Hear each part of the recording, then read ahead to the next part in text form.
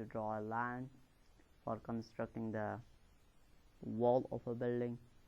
So we choose the multiline style, and we will see first here how to select the multiline and how to create a new multiline option here. So for this purpose we will create the new multiline as a C1 with the base as the standard and continue, and then I place all the things the same as the previous of the standard, and the end of the multiline will be the open, starting and the end.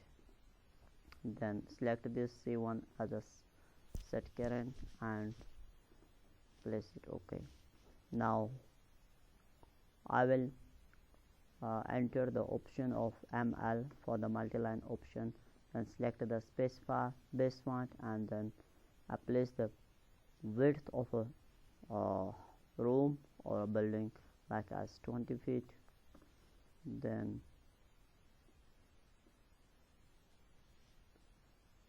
as the length as 10 feet, then towards the left as 20 feet, and then towards this as 10 feet again.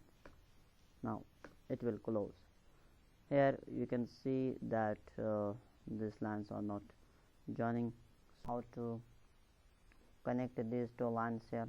First we will select these two, and then it will explode it. Then we'll enter the command of the chamfer, and then select these two at the angle of this. Now it is done. So your room is ready with these dimensions. Thank you.